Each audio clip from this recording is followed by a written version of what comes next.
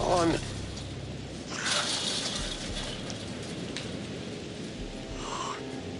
Jesus, why did I look down? Oh. Hey, boy. Okay, easy does it. Easy.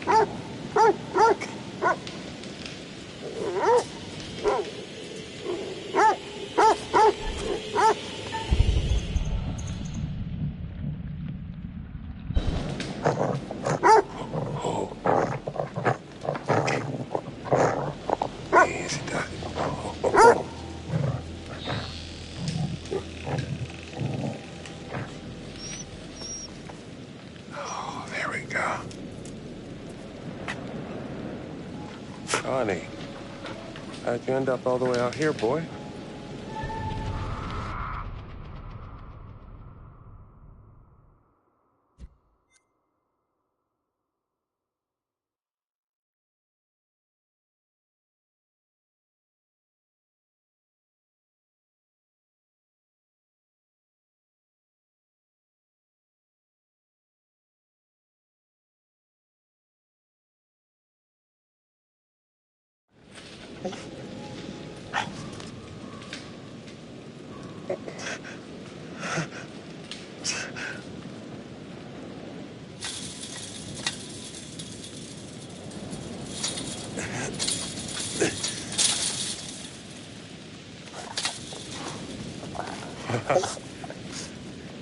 You make it look easy.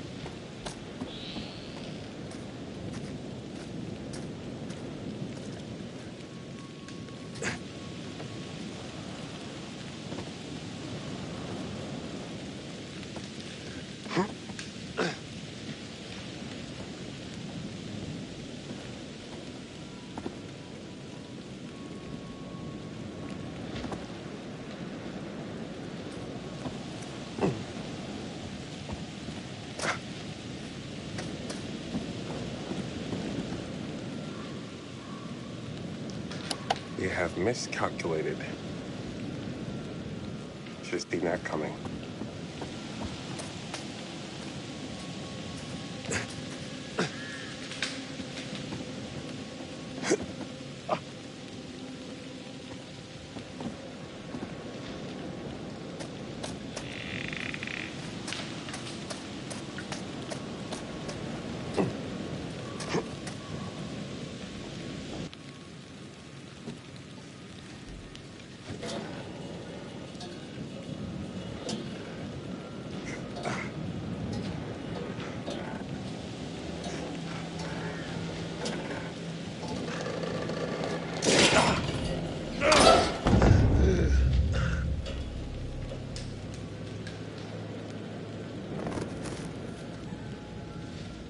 Damn it.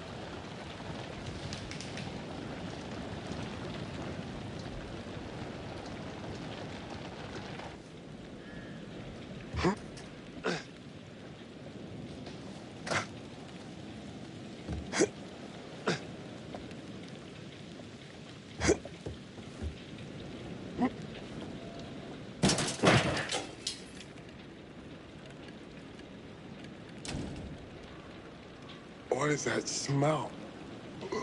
Ugh.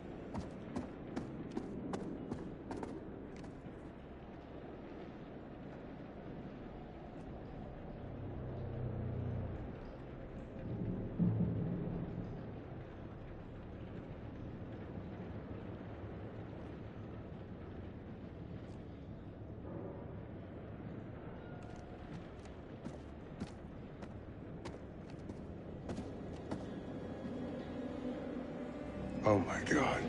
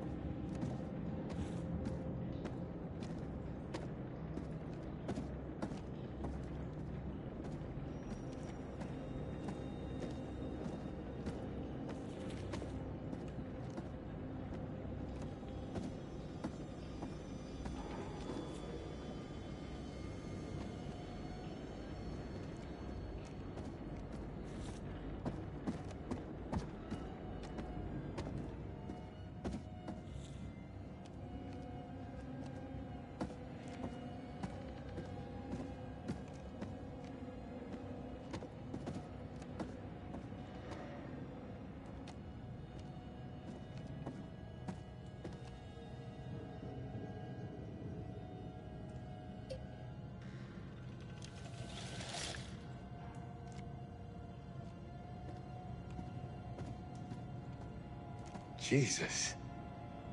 Harrison Lee. What the hell?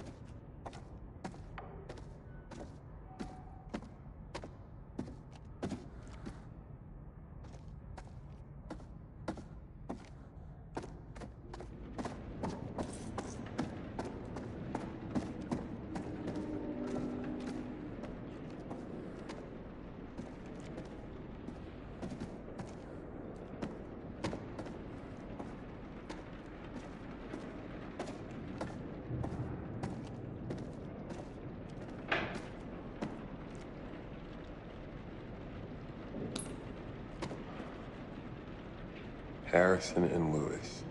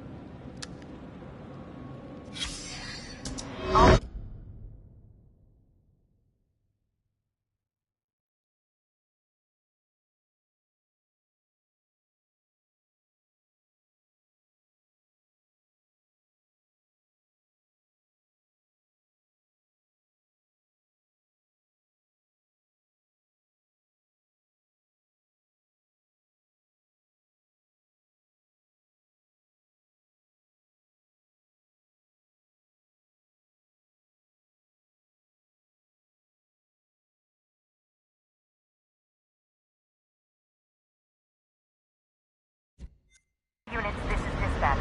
Be on the lookout for a male suspect believed to be the Shoe Shine Killer. Suspect is FBI Special Agent Hector Monday. He may be armed and is highly dangerous. Dispatch, this is Officer Martinez. I found Mundy's car, requesting backup. Officer Martinez, what's your location? A warehouse on Park Avenue, Fulton River. Looks abandoned.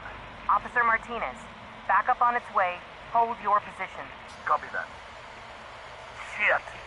He's seen me! Officer Martinez, hold your position. Shit! We have a situation. Dispatch, the building's on fire. Fire department on their way. He's still in there. You read me? Copy. He's still in there.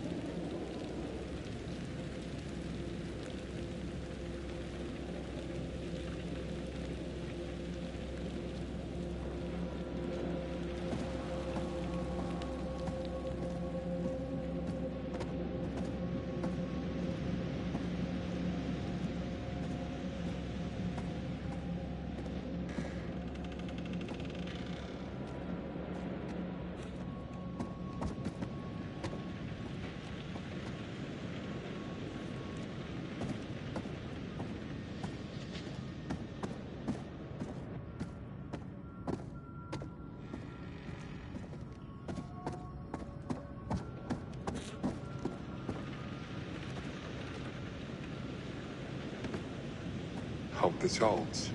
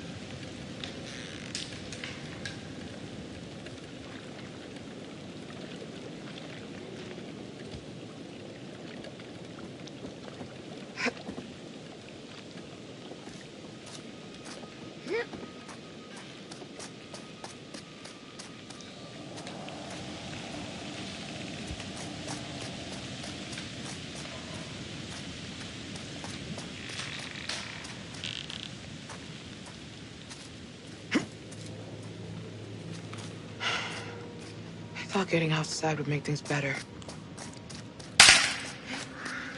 Did you hear that? There's something out there. It's a forest. It could be anything.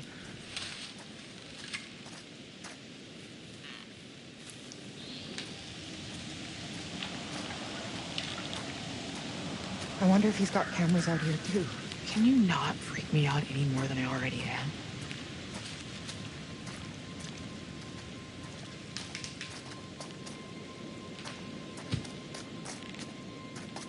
This is usually where you bring up the Topeka shit show. Give up Charlie's left nut to be in Topeka right about now.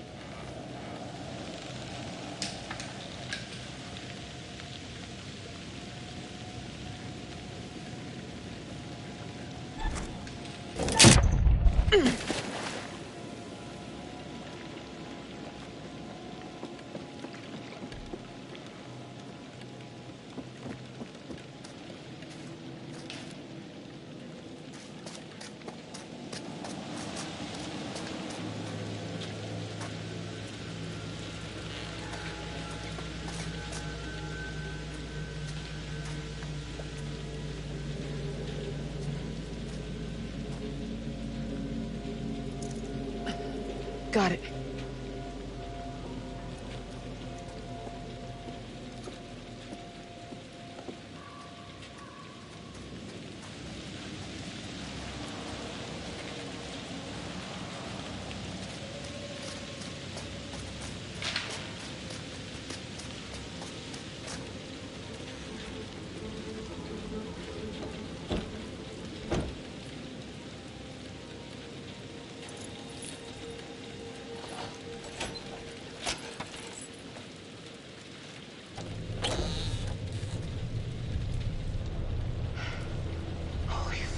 Oh, I'm gonna be sick. His head's been cut off. Before or after he died? How the hell should I know?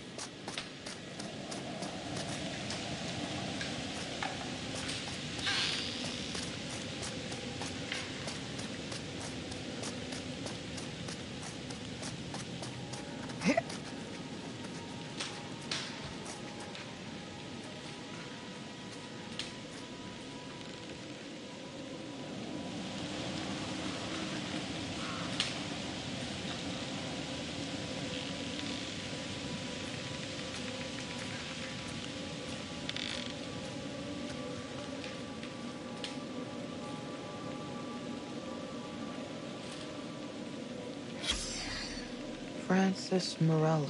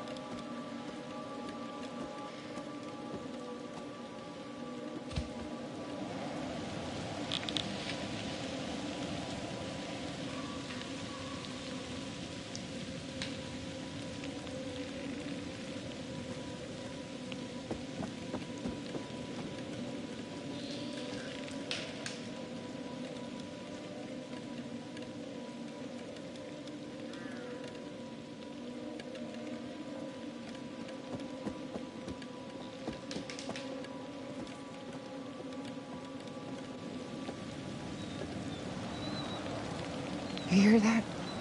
What? Like... whimpering. Is that...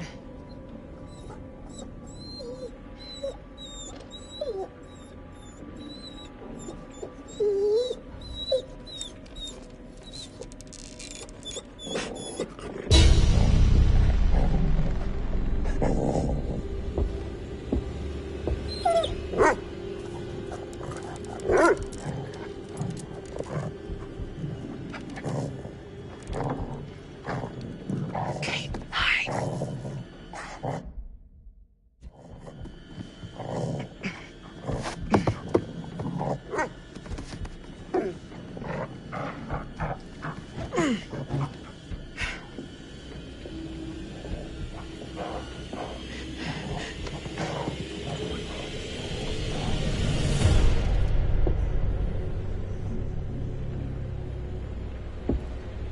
It's okay, boy.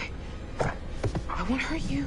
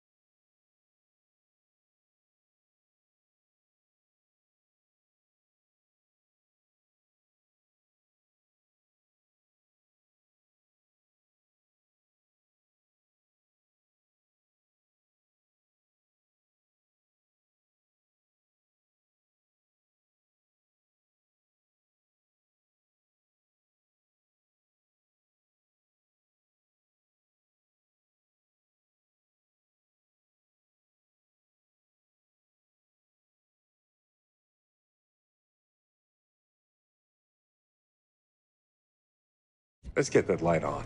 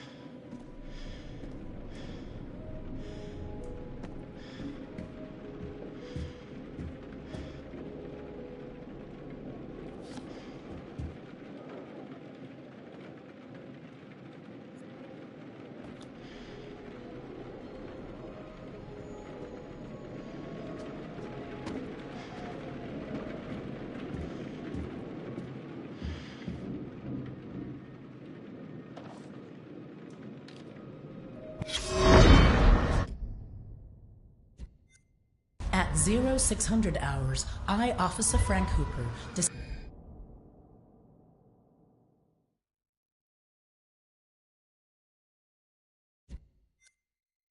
discovered that one or multiple individuals had gained unauthorized access to the evidence room at 1612 West State Street.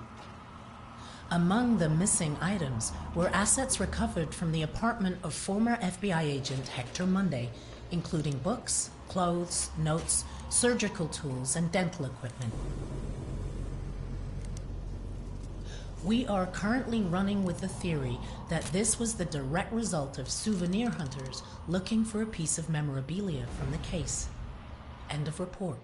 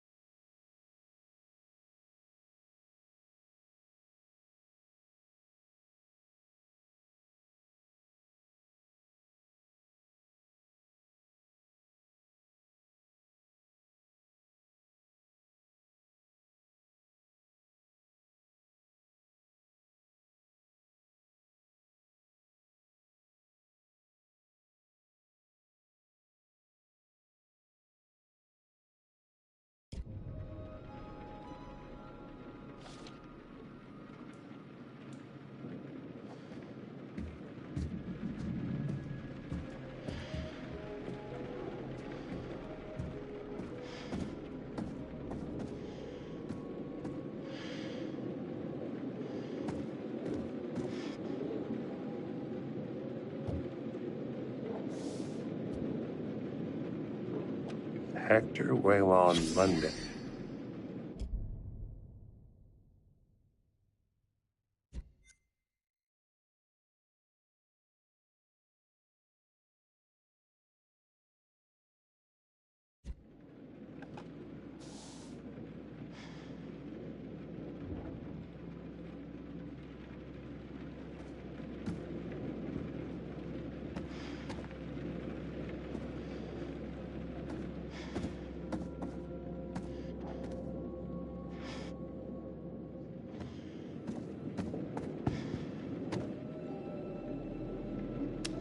Mr. Dumet, I want my team dead. I'll get them to you this weekend. Just do it. I guess this was what Aaron was talking about. I'm certainly grateful to you, Mr. Dumet. I want my team dead. I'll get them there this weekend. Let's do it. fake. This is a clever edit. That's not how Charlie speaks. Poor Erin. She died thinking Charlie set us up.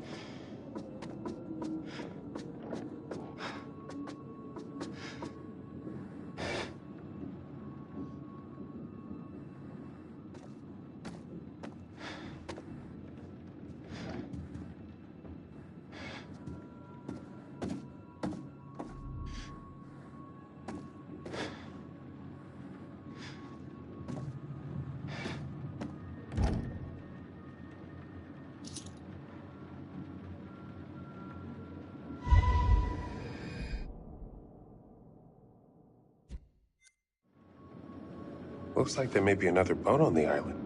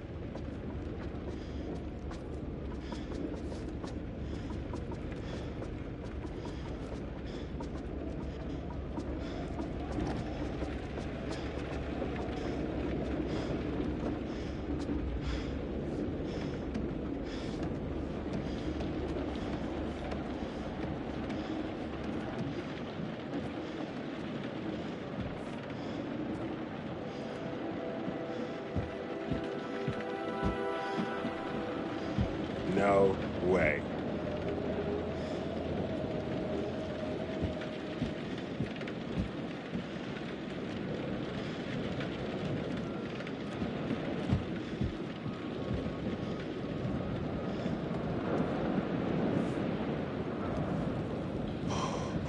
Don't look down. Don't look down. Don't look down.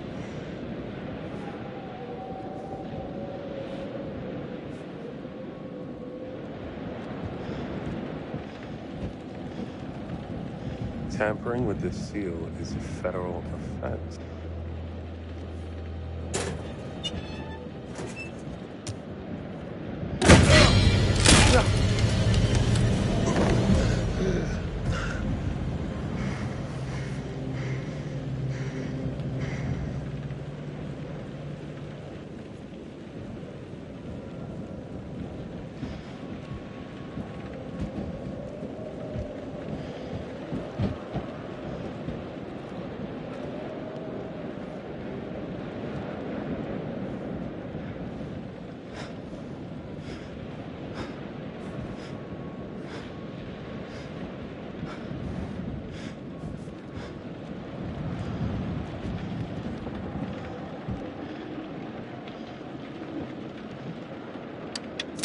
Ow!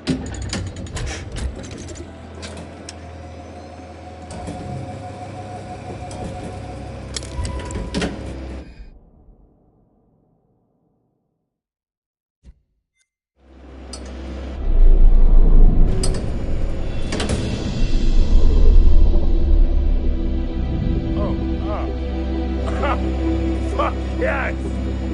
Woo!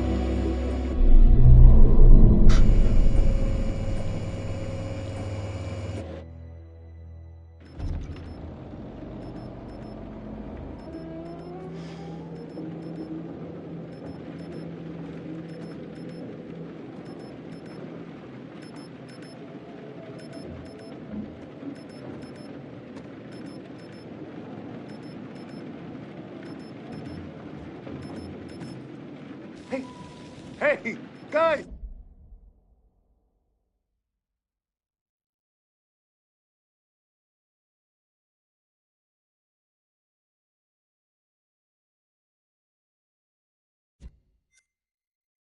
Up here! Kate! Jamie! I'm here!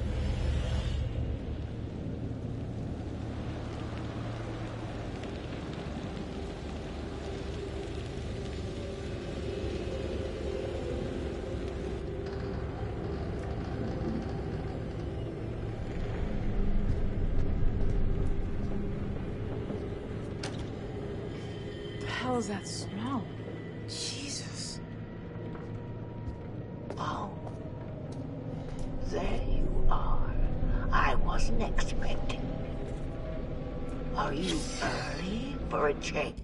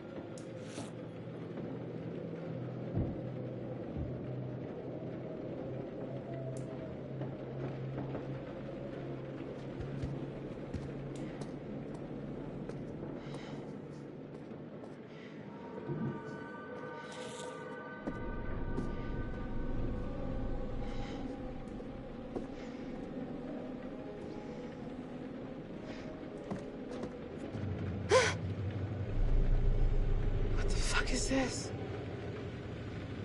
You're a selfish monster. Always have been. Hey. Hey! Who are you?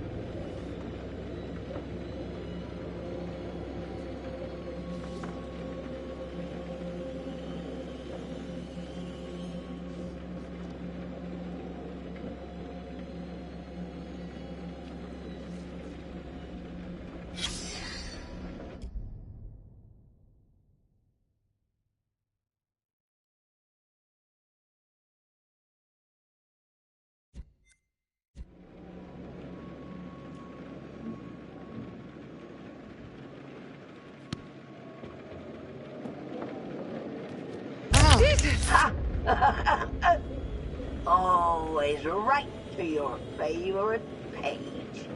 Predictable little shit. I know you.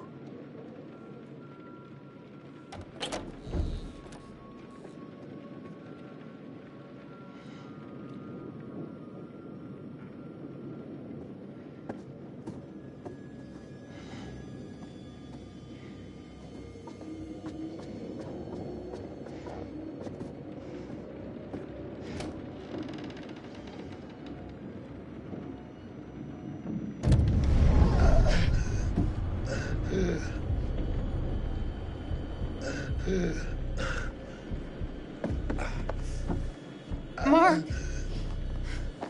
I thought I lost you.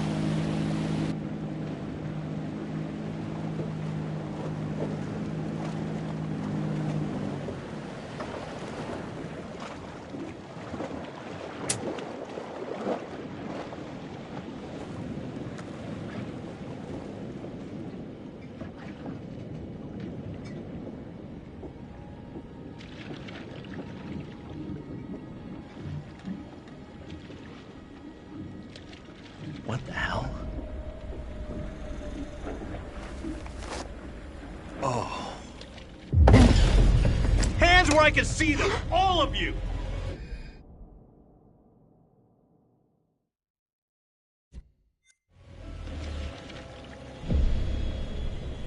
He killed them. No talking! I said, hands where I can see them! Thank God you're here. You have to help us. Until I know what's happening here, no one moves.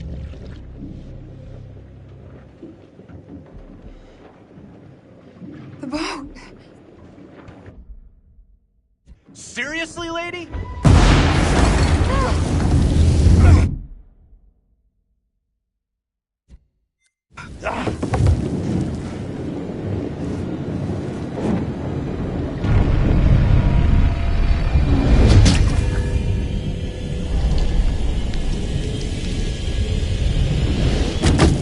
Holy shit!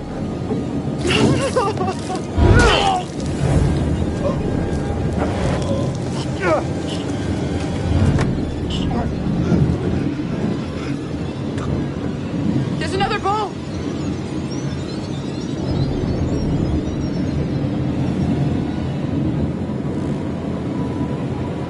Go!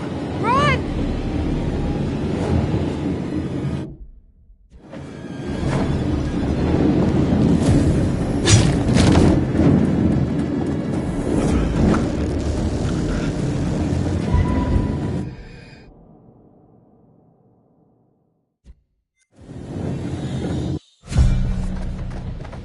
Come on.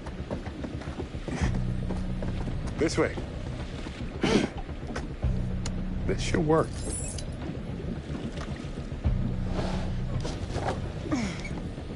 Oh, it's not working. Start a cord. There.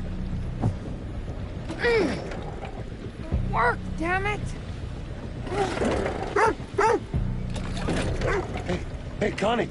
Good to see you, boy. Come on. Come on!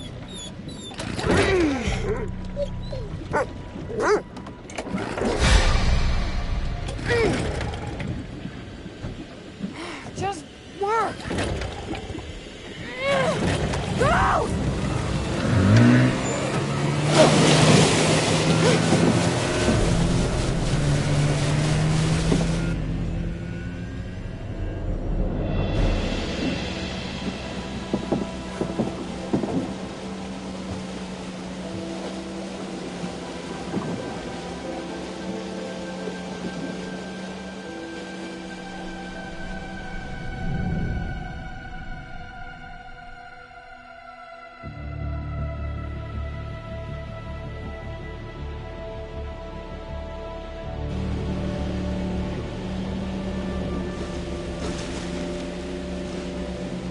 We did it.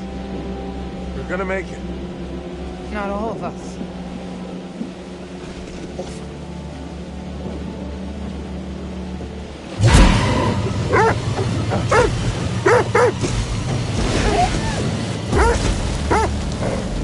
Hang on!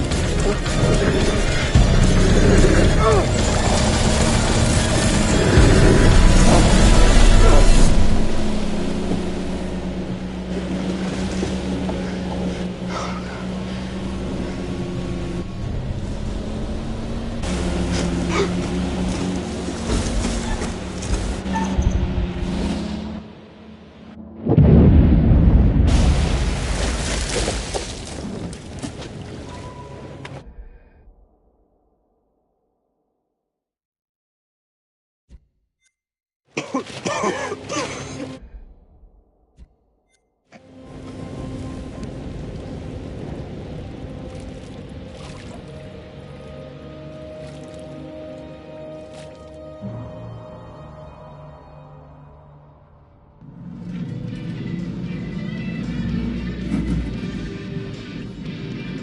that song doesn't put a smile on your face, I don't know what will. We have a non-stop block for your favorite classic rock after this break. No damn commercials.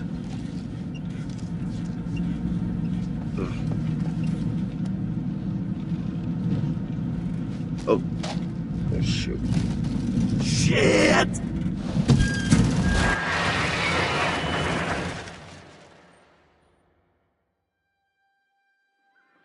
And I looked up, and there they were just in the middle of the flipping road, waving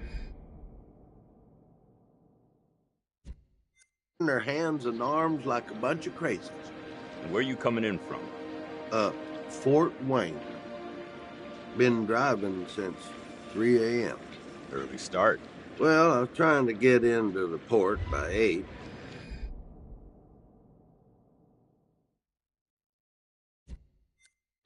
Probably not gonna make that now, am I? I'd say likely not.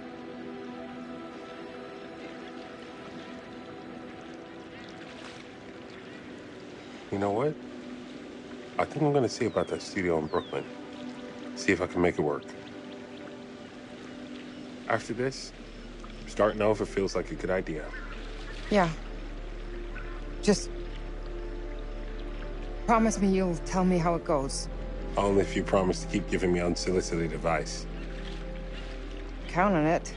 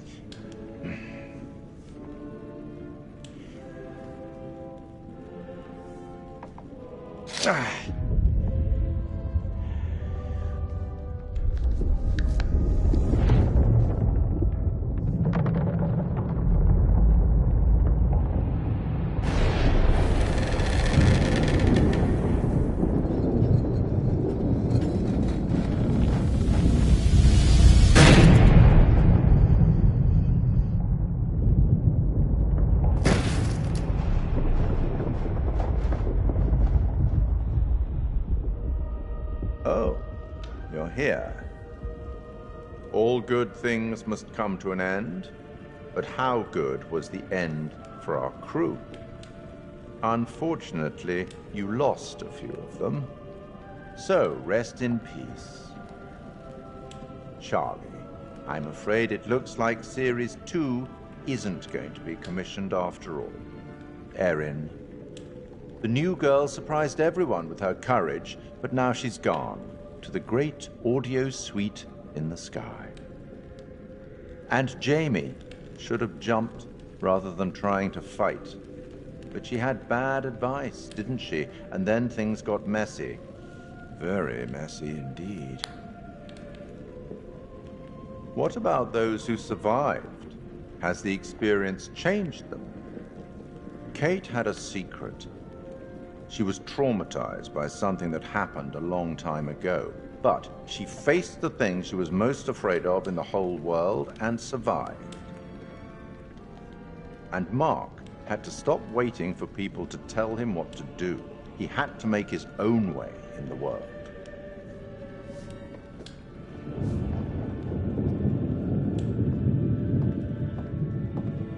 I'll tackle the paperwork in the morning. Can you find your own way out?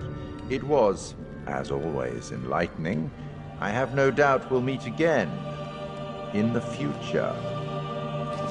Farewell.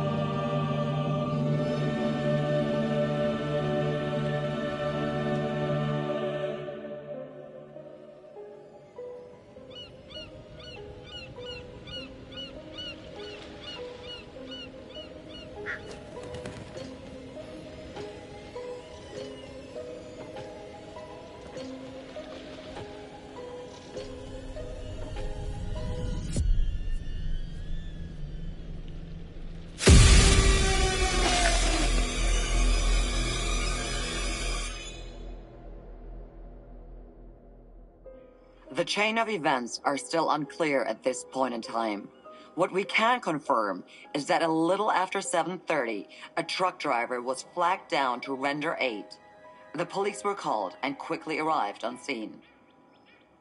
The survivors are part of a film crew, Lonnet Entertainment, the team behind the Architects of Murder docuseries. Fuck, man. It seems like as though that show. they got a little too close to their subject material.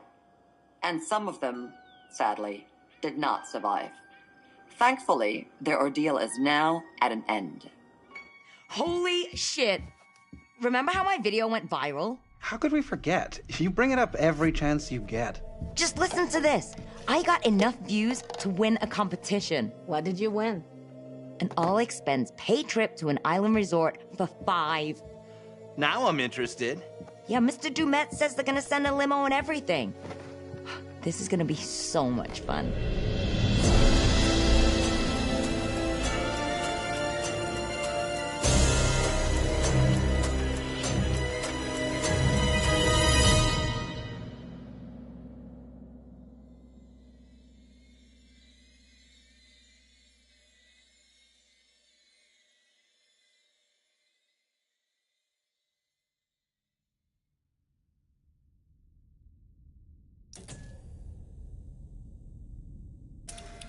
Oh, death.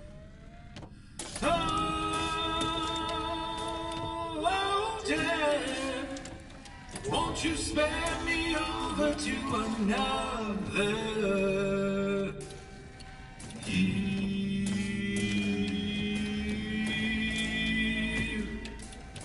Oh, what is this I cannot see with icy hands taking hold of me? Oh, death and death, none can excel. I open the doors to heaven and hell.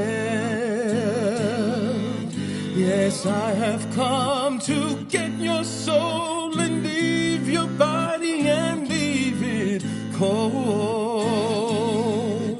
To drop the flesh from on your frame, the earth and worm both have their claim. I said, oh, death, oh, death, won't you spare me over to another eve?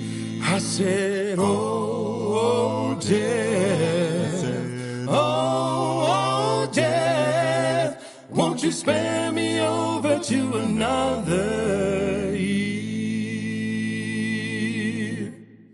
Now, death, if this is true, please give me time to reason with you.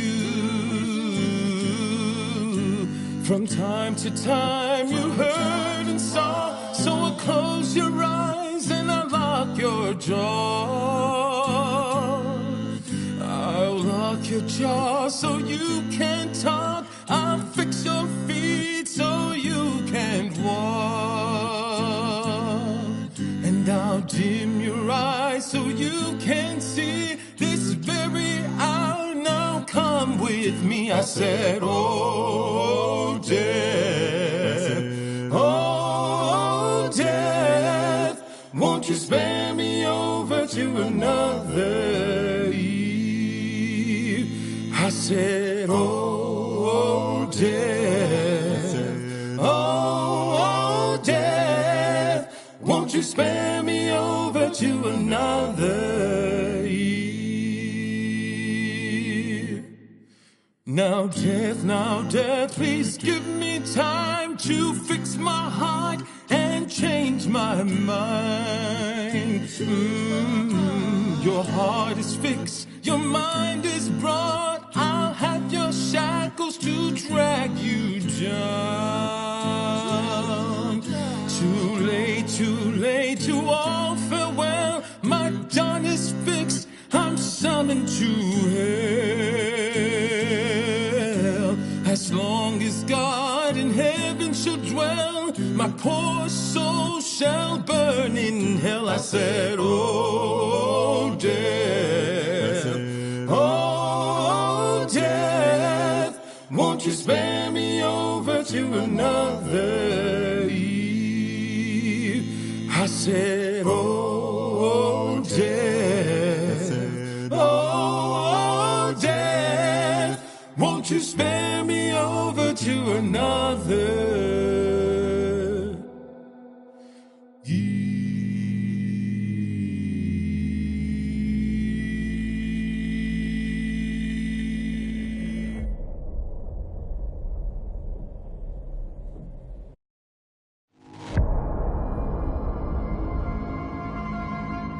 This is Commander Stafford, the forward reconnaissance vessel Cassiopeia.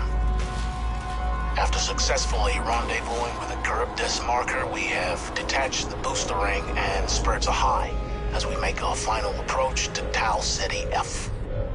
The ship has suffered a hull impact, but damage is minimal, and our technicians are restoring full functionality. This is Thomas Carter. Something's wrong with Sims. She's trying to kill me. I think...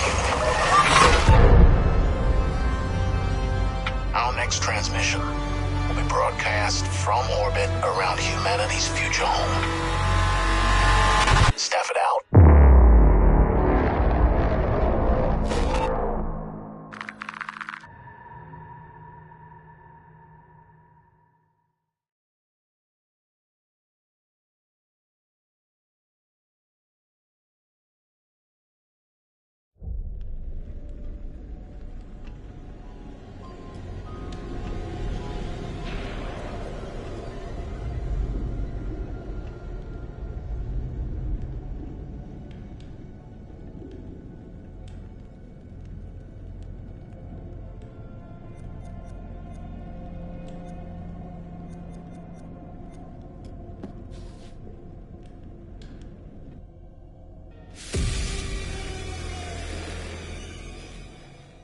My name is Kate Wilder. I've got a master's in criminal psychology. I'm an investigative journalist and hope to make a difference. Hey, we're here with Jessie Buckley to talk about Supermassive's brand new game in the Dark Pictures anthology, The Devil in Me. So let's start at the beginning. Tell us a bit about the character that you play. I play a character called Kate Wilder, who is a presenter who's part of this documentary team who are doing a show about the serial killer H.H. Holmes. America's first serial killer confessed to 27 murders. The number grew significantly. Nearly 200 lives. I'm a serial killer documentary watcher. Is that your jam too? Yeah, I'll watch a serial killer documentary. Right, it's really relaxing. Like, okay, cool, yeah, I can it's chill kind out. of fascinating why we're all addicted to kind of those stories. We need a plan. Forget his games, traps, all that bullshit. Think about the killers we've covered. There's always a weakness. I'm not playing detective, I just want to survive. Playing detective is how we survive. So what interested you in the role of Kate? Well, to be honest, I've never played a video game in my life, and I had no idea what the hell the world was. Oh, wow. Okay. So that was firstly why I kind of was like, oh yeah, that sounds new and fun. And yeah, and then I read the script and talked to Alita, who's our director, and it seemed like a really lovely thing to be part of and something new and fun. And I can't believe how they create this world. Action. You know, usually I just get a script and it's like 70 to 100 pages long, but there's like 300 pages in one script. It's unbelievable. So, as you kind of mentioned, the game has multiple branching paths, so your character could end up in any number of situations. What's it like to film a scene, multiple times with different endings? What I've found is, like, you can only be in whatever strand you're in at that time and figure out the emotion of it at that moment, because then you can offer up something completely different when you go into a different strand. And it's a very, immediate experience, which I guess is also what a player will feel when they're doing it as well. So I just kind of try and keep my head in where we are right there at that moment. And if I was trying to think of what was happening in the other strand, it would be a disaster. It must be really hard, yeah, because you kind of have this mapping, I suppose, in your brain of what the outcomes could be, and then just trying to stay in that moment. It's very interesting stuff. So many things can happen to characters in the Dark Pictures anthologies. How do you make sure that Kate is always Kate, no matter what she's kind of faced with? Well, I guess before we started, we did a big read-through with everybody, so it was good to kind of get a handle on who she is in the context of the environment she's in, but also the relationships that are in the world as well.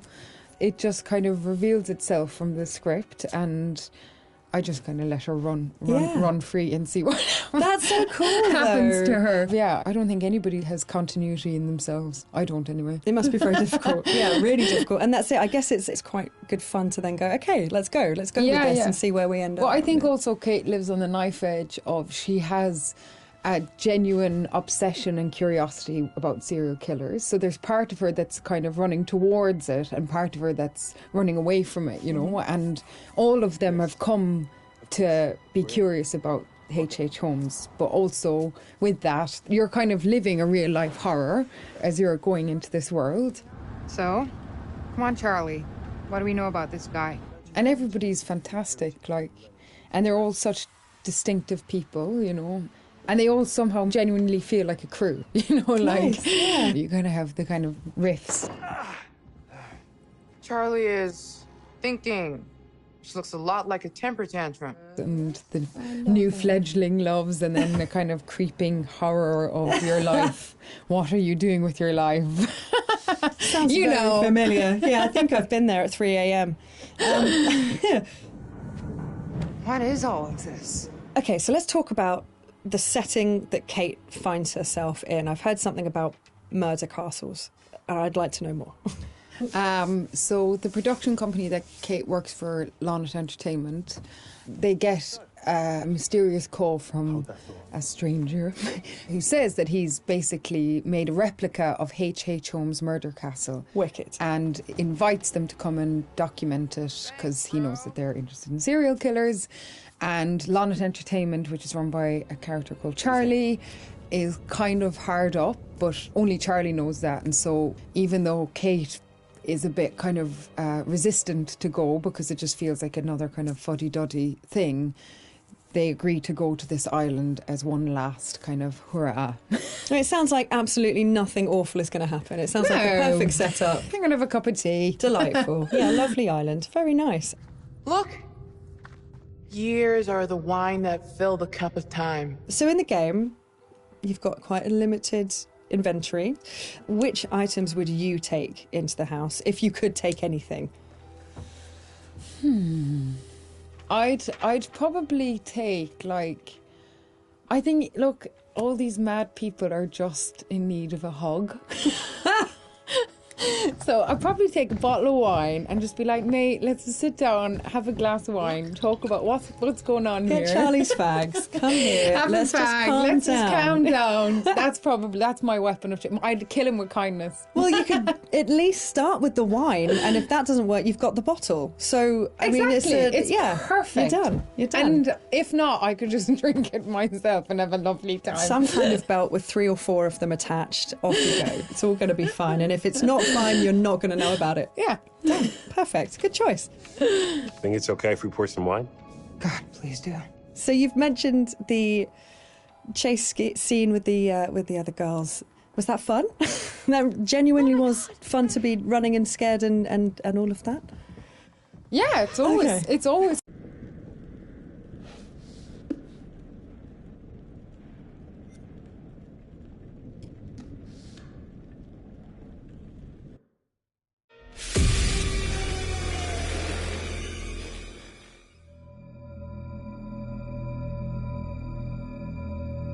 torture chambers, secret passageways, vats of acid, and deadly vaults.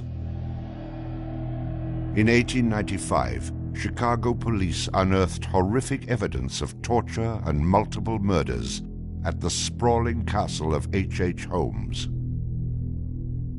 Masquerading under the guise of caring doctor, kind husband, and prominent businessman, H.H. Holmes was a contemporary monster, designing his buildings solely for the disposal of human bodies. Torture Doctor, Monster of 63rd Street. H.H. Holmes was America's first serial killer.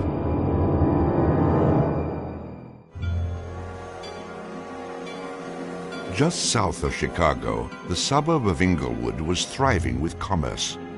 The train station itself had 9 leading lines of railway and over 100 trains stopping there every day. No other suburb of Chicago had this luxury.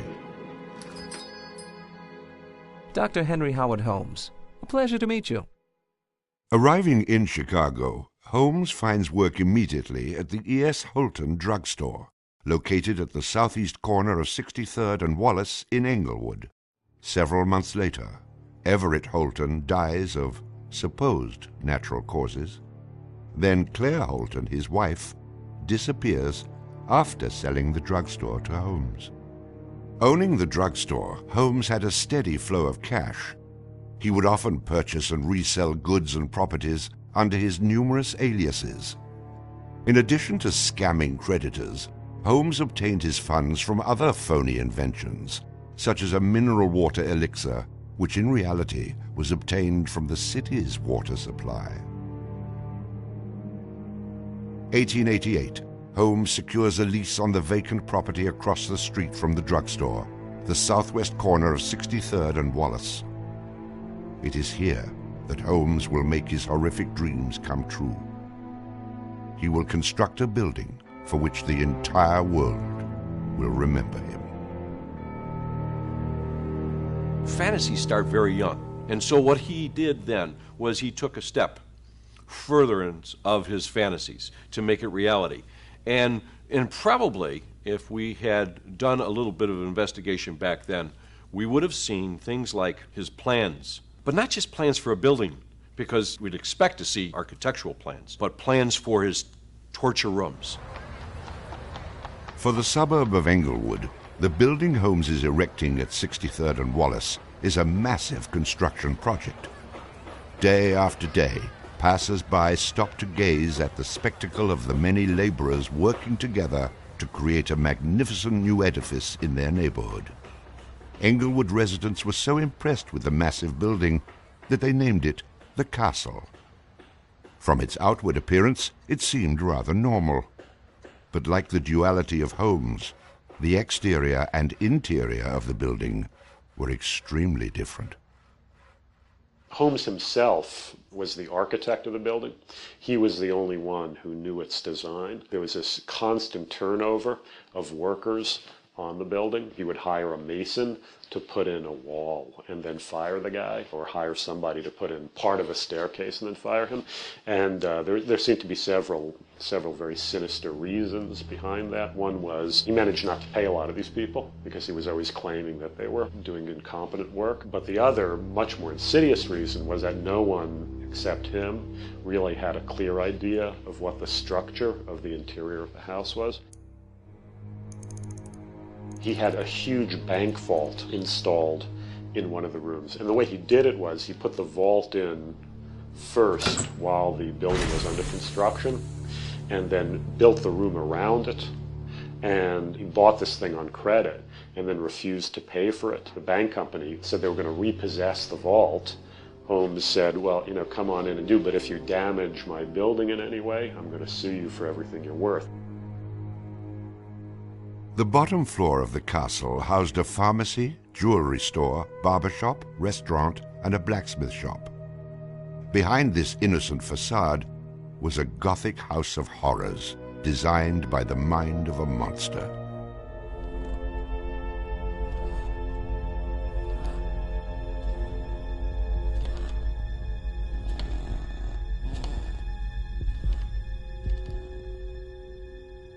The third floor seemed innocent enough, containing rented rooms, legitimate offices, and Holmes's own bedroom.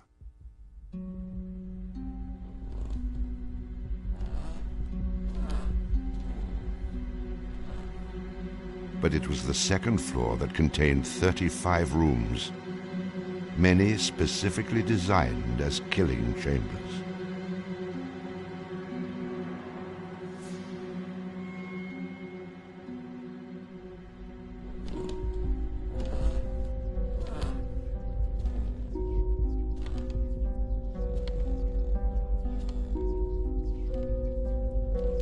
Disorienting unsuspecting victims, the labyrinthian construction contained numerous staircases and doorways that led nowhere.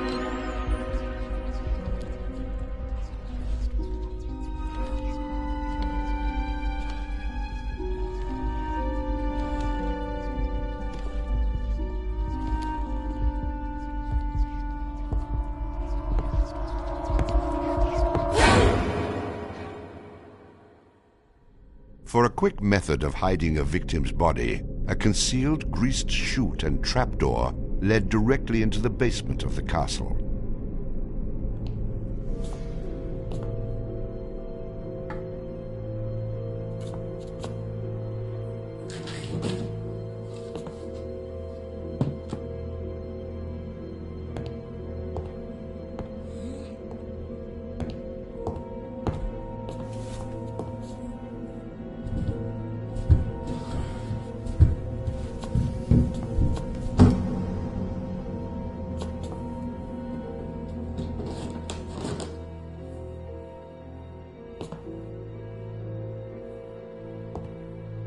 The basement held the most terrifying rooms, resembling a medieval torture dungeon. Acid vats, quicklime pits, and a crematorium disguised as a glass-bending furnace were Holmes's favorite methods of immediate body disposal.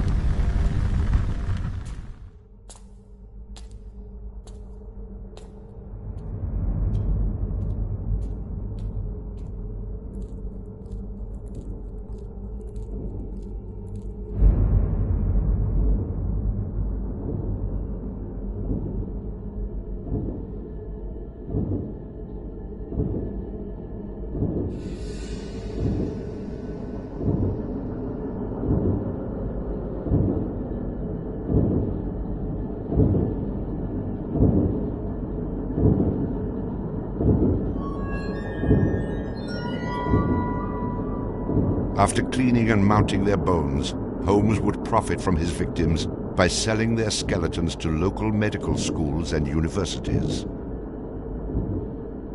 Holmes would make a killing in Chicago, financially and literally.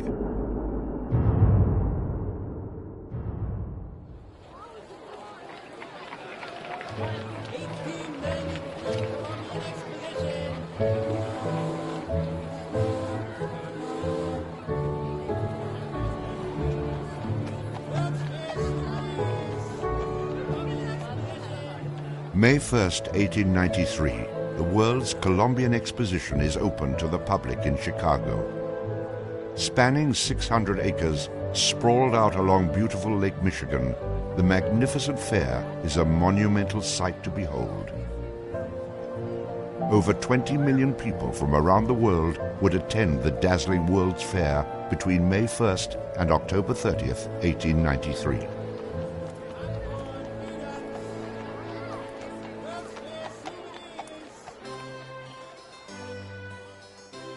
Holmes utilizes the World's Fair as the perfect opportunity to capitalize on his demented design of the castle. Located only a few miles from the World's Fair, Holmes's castle was perfect lodging for tourists. Holmes decides to rent rooms to visitors of the fair. He entirely renovates the upper floors of the castle, bringing in the most modern furnishings and luxuries, all purchased on credit, which Holmes had no intention of repaying. In addition to placing newspaper ads for rooms to rent, Holmes visited the fair with several of Benjamin Peitzel's children, preying on elderly women who flaunted their wealth, making sure he invited them back to the castle for a warm night's stay in a soft bed. They're not calling their relatives, telling them where they're at. They just know that they're going to Chicago to see the Columbian Exposition. Perfect victims, because they're unknown in the city. Their relatives, wherever they came from, know that they were coming to Chicago, and they never came back. Now, how do you start to find them? They don't even know where they stayed. Perfect, easy victims. I'm sure some of them got in and out of his place with no problem. And others, they walked in and they never checked out. Some of the rooms had been completely lined with asbestos to make them soundproof.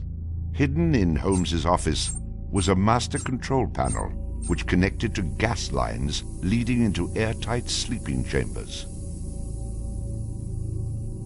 Holmes would lead his victims into the rooms, lock them in,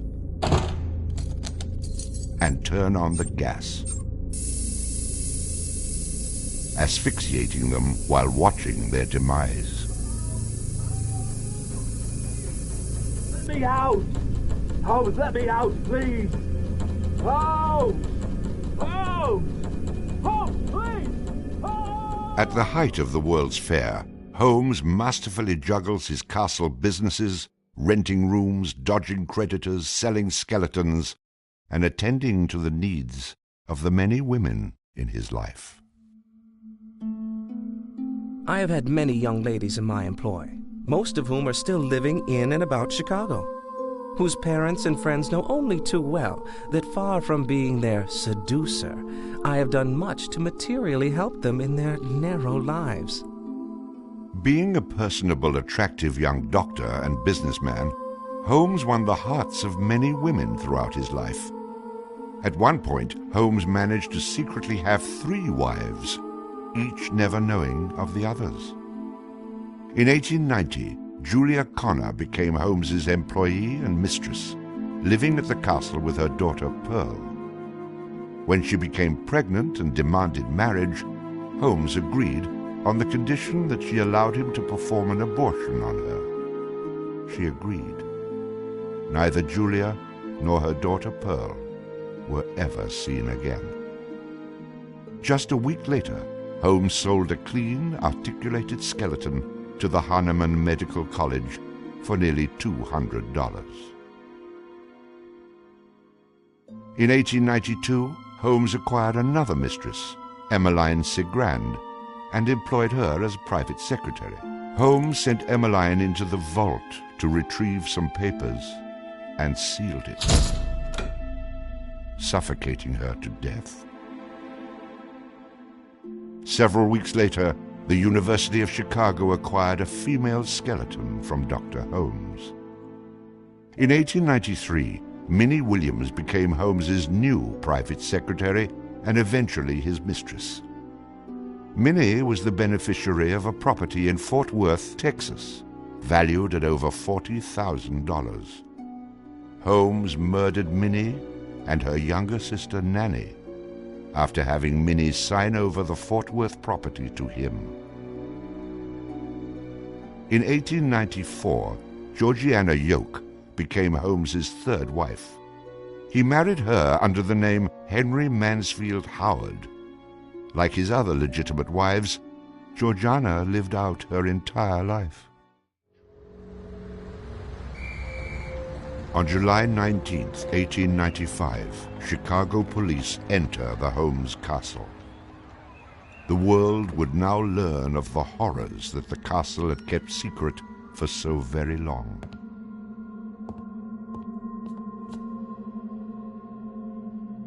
As disoriented detectives and police searched the upper floors of the castle, the true depths of Holmes's evil were waiting in the basement.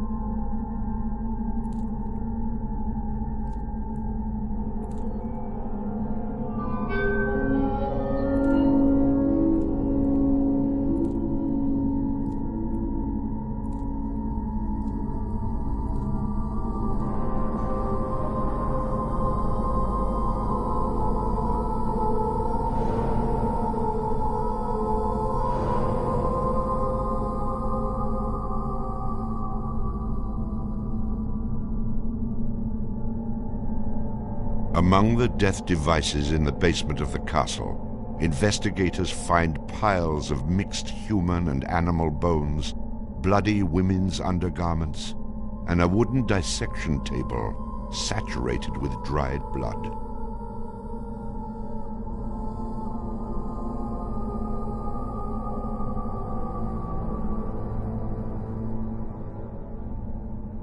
Chicago police were inundated with names of people reported missing from the World's Fair.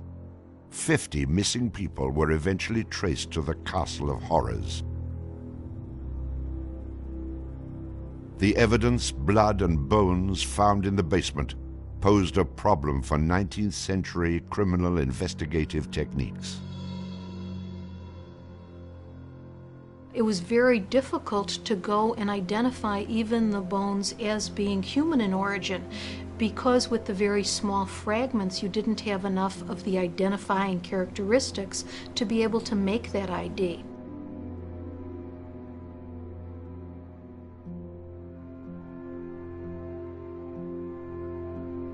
The world is now calling Holmes the monster of 63rd Street, torture doctor, and the modern Bluebeard. Overnight, Holmes transforms from arch-swindler to arch-fiend. A Chicago journalist calls Holmes a multi-murderer. The Holmes case generated this incredible amount of national attention and really international attention. Really in his own time and in America, Holmes was much more notorious and more widely known, who was a contemporary of his. Then as now, people were very, very fascinated to sort of visit the sites of these terrible crimes. And his castle became a kind of tourist site. And there were various people who were wanted to take it over and turn it into a kind of murder museum. And then, just before some impresario was about to make it again into this tourist attraction, it burnt down. Somebody burnt it down. I mean, it could have been, who knows, some outraged citizen who didn't want this to become some very morbid tourist attraction.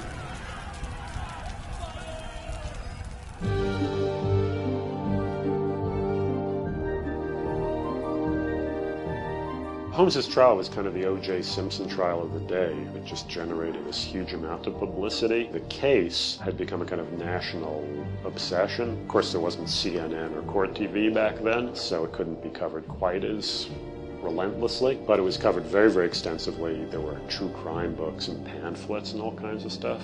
And Holmes himself had become a sort of folk figure almost, you know, the sort of national boogeyman.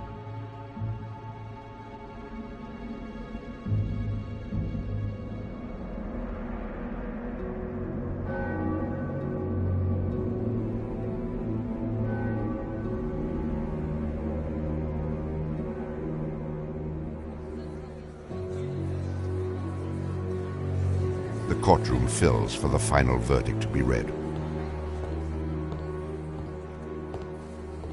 Holmes becomes extremely nervous when not one of the jury members looks at him. In his entire criminal career, this is the moment Holmes never believed would occur. He is found guilty of murder in the first degree. Herman Webster Mudgett, alias H.H. Holmes, would be hanged on May 7th, 1896.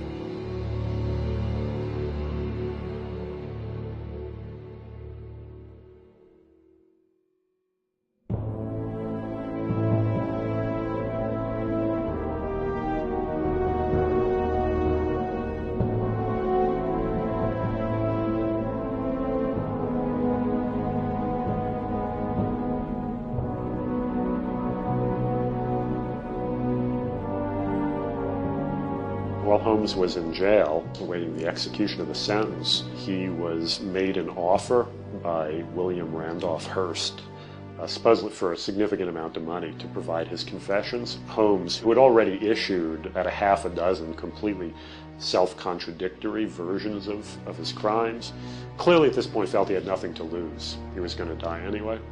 In this confession, he did a complete about-face and portrayed himself as the worst monster who ever lived. He just basically confessed to every crime anybody had ever suspected him of and threw in a few more for good measure. He's reliving the fantasies after the fact now.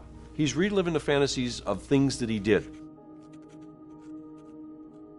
She was very willing to do this, and prepared to leave the vault upon completing the letter, only to learn that the door would never again be opened until she had ceased to suffer the tortures of a slow and lingering death. The partial excavation in the walls of this room found by the police was caused by Latimer's endeavoring to escape by tearing away the solid brick and mortar with his unaided fingers. I closed the door and turned on both the oil and steam to their full extent. In a short time, not even the bones of my victim remained. It was the footprint of Nanny Williams that was found upon the painted surface of the vault door, made during her violent struggles before death. Only one difficulty presented itself. It was necessary for me to kill him in such a manner that no struggle or movement of his body should occur. I overcame this difficulty by first binding him hand and foot, and having done this, I proceeded to burn him alive by saturating his clothing and his face with benzene and igniting it with a match. As soon as he had ceased to breathe, I cut his body into pieces, and by the combined use of gas and corn cobs, proceeded to burn it with as little feeling as though it had been some inanimate object. I immediately took them to the Vincent Street house, and compelled them to get within the large trunk, through the cover of which I had made a small opening, and ended their lives by connecting the gas with the trunk. Then came the opening of the trunk, and the viewing of their little blackened and distorted faces. Then the digging of their shallow graves in the basement of the house. The ruthless stripping off of their clothing, and the burial without a particle of covering save the cold earth.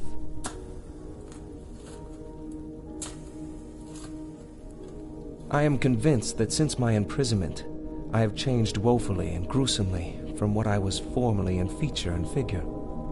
My features are assuming a pronounced satanical cast. My head and face are gradually assuming an elongated shape. I believe fully that I am growing to resemble the devil.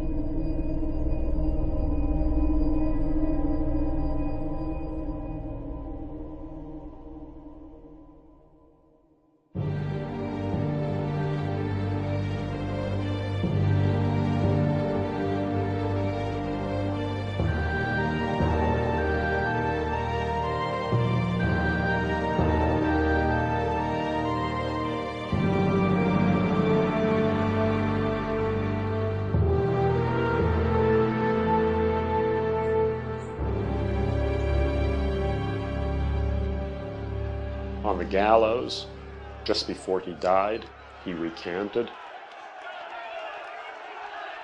He claimed that the confession that he had published was a complete fabrication. The extent of my wrongdoing in the taking of human life consists in contriving the killing of 2 women that have died at my hands as a result of criminal operations. That is all I have to say.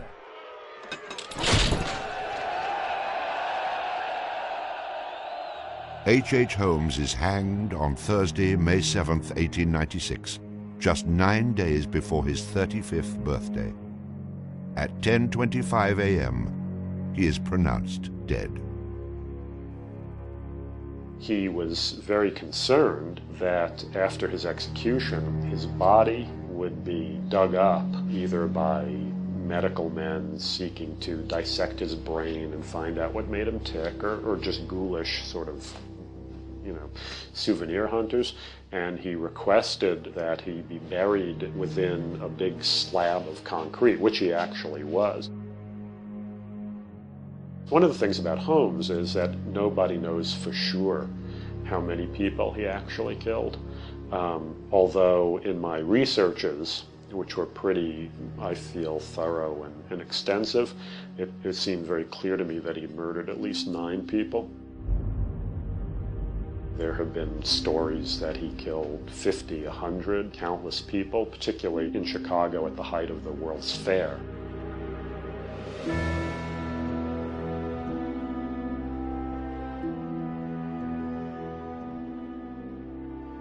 How many people did Holmes actually murder? Most likely, no one will ever know. Holmes and the many other people that came in contact with him are long gone, having taken the answers with them to their graves. I was born with the devil in me.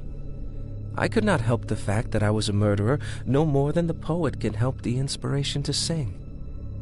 I was born with the evil one standing as my sponsor beside the bed where I was ushered into the world. And he has been with me since.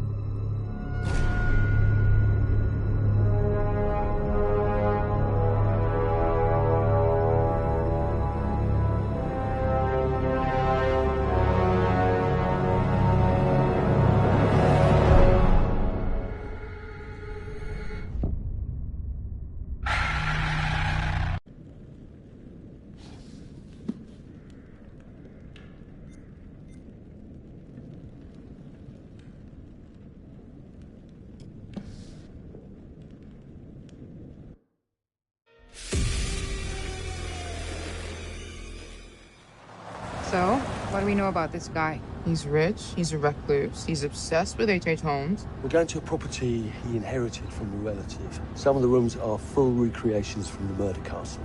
Dumet has blueprints, documents, artifacts. Totally sane, I'm sure.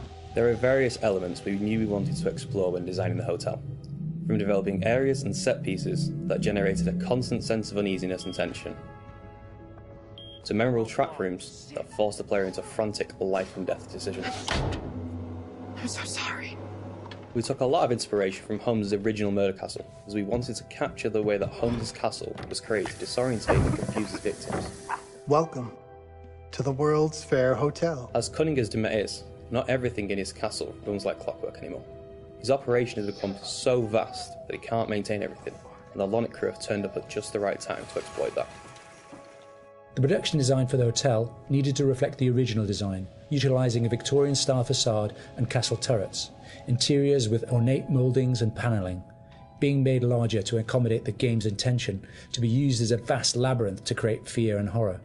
This included the hidden rooms, sliding walls, trapdoors and secret basements, but with extra central monitor rooms and death rooms, all hidden from the guests, providing multiple layers and multiple levels to explore, unveiling the horror within. Special attention was given to the design of the areas such as the lobby, the bar area, and the dining rooms to provide an authentic, believable Victorian hotel, bringing a feeling of magnitude and foreboding to intimidate the player. Guys? Is that you? The hotel guest rooms were designed to be opulent yet aged, in keeping in style with furnishings and fittings, yet having additional modern electronic window shutters installed to trap the victims. Secret observation rooms were also built adjoining, with hidden doorways to enter. Corridors were cleverly designed to include mechanical sliding walls hidden within the Victorian framework, used to change the layout of the labyrinth throughout the hotel. Fuck. The murder inventions designed within locations included the suffocation and crushing rooms, furnaces and acid baths. The monitor room was a newly constructed area, deep within the core of the hotel. This room allowed Dumet the full control of the labyrinth and its workings. In The Devil and Me, we make use of a range of mechanics new to the Dark Pictures series to help convey the unsettling mood and threat of the hotel. With an expanded focus on exploration, the player spends a lot of the time exploring the hotel's labyrinthian corridors, and as each character revisits a shared area, the feel of it changes. Each character has their own unique light source. Erin and Jamie, as the practical sound and lighting techs, have fairly straightforward torches, with Erin's directional microphone providing an additional small light when in use. Mark, the camera operator, has his camera flash, lifting the darkness in short bursts and providing mini jump scares as the player suddenly sees something out of the gloom. Kate lights her way around with her makeup mirror, providing a small amount of light to fumble through the corridors. And then Charlie's sole light source is his own cigarette lighter, casting the hotel in its flickering orange light and barely really lighting anything at all. Jamie! Over here. Each character experiences these shared areas differently through this, adding to the sense of the familiar hotel rooms changing with each visit. It's amazing. The Ellen Hotel was originally built in the 1890s. It was converted into a spa later on until it was abandoned and finally chosen by Dumet for his murder playground. Some parts had been restored, like the rooms the characters stay in and the lush lobby and bar areas on the first floor. We work closely with concept art and art direction to create distinct color palettes and ornate assets that made those areas more inviting while still leaving something unsettling about their imperfections. But elsewhere, we could show the hotel and spa's original treatment rooms and the indoor pool which had fallen into disrepair and other thematically different places. Our second challenge was getting into Dumet's head. We knew that he was supposed to be a very meticulous man. He's the sole architect of this place and proud of his creations. Some rooms are deliberately left in disrepair. We created them with the base layers showing, and we scattered building equipment around to tell the narrative that Dumet still has plans for them. Others he had completely purpose-built. That's where we used a mix of old brick and breeze block materials next to each other to create contrast. And on top of that, there are traps everywhere. Some of the most interesting areas to create were the ones which were supposed to be off-limits to hotel guests. We wanted to show the stark contrast of his personal space versus the one he hunts people in. The team went as far to even design Dumet's handwriting, and we used that on boards and documents to show more of his personality. There's storytelling in every small detail. Lighting in Devil in Me is a bit different from the previous Dark Picture games, since we have more explorations and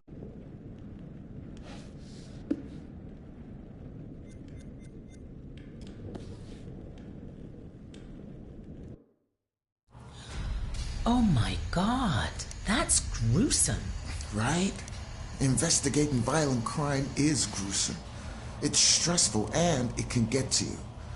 Agent Monday started seeking professional help. We have here a transcript from one of the sessions Monday attended with Dr. Isabella Garcia. Michelle, will you grab that piece of paper over there and read it for us? Sure. Psychological assessment conducted by Dr. Isabella Garcia. Patient name, Monday, Hector. Behavioral observation. Hector arrived at our scheduled appointment 24 minutes late. Once we sat down and began the session, he struggled to maintain eye contact. He found it difficult to articulate his feelings and was terse and guarded throughout. Hector has been working long hours and, as a result, isn't sleeping well. Hector spoke about his recently deceased mother and displayed evidence that he hasn't yet fully come to terms with her death. I strongly recommended a course of antidepressants, but he is resistant to this idea, believing that it would have a detrimental effect on his capability with regards to his current investigation. Hector describes his work in immaculate detail, and contrary to earlier in the session, his thought content is both coherent and logical. He is displaying an unhealthy obsession with his work. But his recent bereavement may be the underlying issue. So what do we know? Agent Monday is at his lowest point. He's struggling with the case, and he's being guided in his actions by a convicted mass murderer. This one is really going to give our listeners something to remember. It's the fourth and final meeting of Agent Hector Monday and the Beast of Arkansas, Manny Sherman. Hold on to your hats. This one is going to get tasty. You want to know what it means to be a killer? You ever been to the art museum downtown? They got this painting by a guy, I forget his name. Famous painter. He did portraits of slaughtered cows hanging on hooks. You take a normal person to a slaughterhouse, and they will puke their guts out. You make it into a painting, and suddenly it's art. There's no difference between the two. No, not really. Don't look at me like that. You know I'm right. You get it. I know you get it. You got to do something that matters. Make people feel something they've never felt before. Shatter the illusion that any of us are really in control. Think of the most profound thing you've ever done. The most beautiful thing you've ever created. And I promise you, it's nothing compared to watching the life bleed out of someone. To see the fear in their eyes. To feel them pawing at you for release. To hear them pleading, begging. That moment when someone realizes they are at their end. That's when you feel it. That's true art. That's what you have to be. An artist. A sculptor. An architect.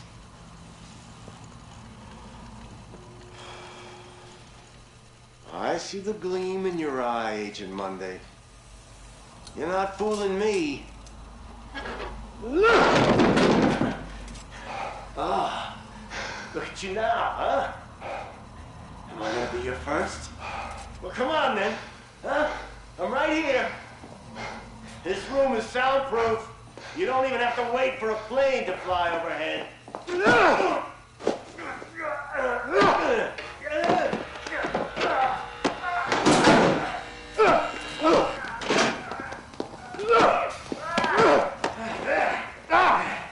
There you are.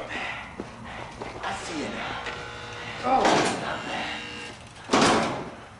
Not bad at all. Bare hands can feel good, huh? But the blade makes for such a prettier picture. You've got potential, Agent Monday. If you truly want to be an artist. Monday flipped?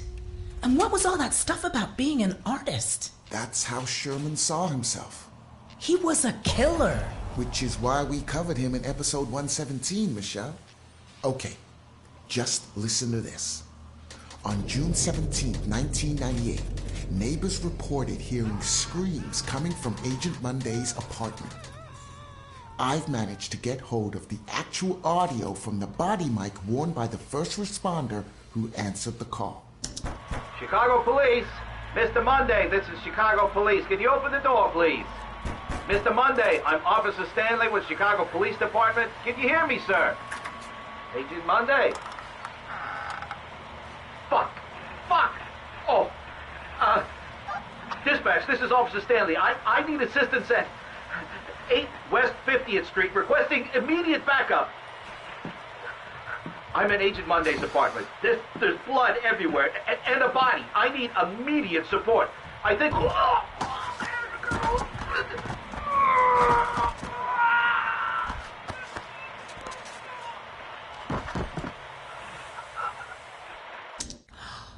Plot twist. So Monday was actually investigating his own murders. He was the shoeshine killer. I bet you didn't see that one coming. Did they get him? You're racing ahead now, Michelle. Let's hear the moment Officer Richie Martinez cornered Agent Monday. All units, this is dispatch. Be on the lookout for a male suspect believed to be the shoeshine killer. Suspect is FBI Special Agent Hector Monday. He may be armed and is highly dangerous. Dispatch, this is Officer Martinez. I found Monday's car, requesting backup. Officer Martinez, what's your location? A warehouse on Park Avenue, Fulton River. Looks abandoned. Officer Martinez, backup on its way. Hold your position. Copy that. Shit! He He's seen me. Officer Martinez, hold your position. Shit. We have a situation. Dispatch, the building's on fire. Fire department on their way. He's still in there. You read me? Copy. He's still in there. Monday got sloppy with his car? Maybe. Or maybe Monday wanted that police officer to find him. I don't get it. He knew the roads were being watched. His car would have been pulled over the moment he left the city. So he needed another way out. Let's hear how Chicago AM reported events in their morning bulletin. Good morning, Chicago. We begin today with some breaking news. Chicago police today confirmed the body of a man found in a fire at an abandoned warehouse in the Fulton River District to be that of missing FBI agent Hector Monday. Monday has been identified as the Shoeshine Killer, whose recent killing spree struck fear into the hearts of locals in and around Chicago. A spokesperson for Chicago PD confirmed Monday murdered 4 victims, including yesterday evening police officer Patrick Stanley, a dedicated veteran of 22 years. The fire was brought under control shortly before 5 a.m. this morning. The body recovered at the scene was burnt beyond recognition, but police identified Monday from dental records. So, that was the end of Special Agent Hector Monday. Whoa, hold your horses. You think it's so difficult to forge dental records? Monday was a teeth puller, remember? He probably had a collection. And he was a highly motivated FBI field agent. You think he faked his own death? I don't know. But this case has one more twist.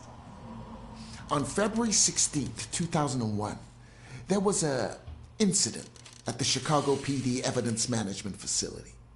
Michelle, can you grab that report next to you and read it out for our listeners?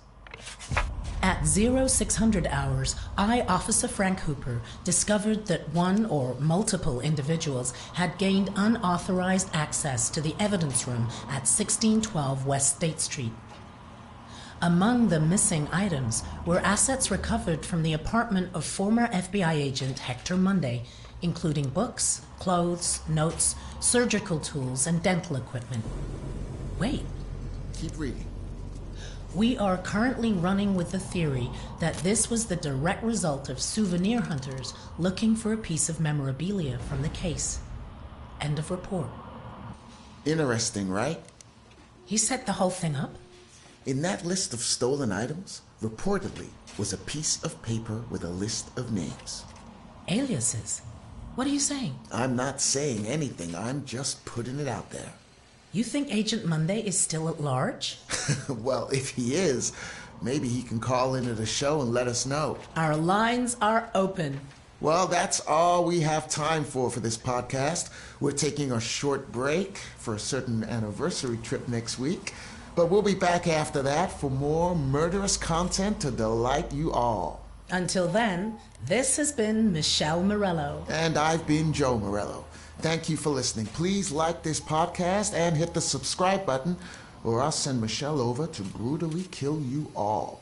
I have an axe at the ready. This is Joe Morello saying be safe, don't split up, and keep looking behind you. Good night. Good night.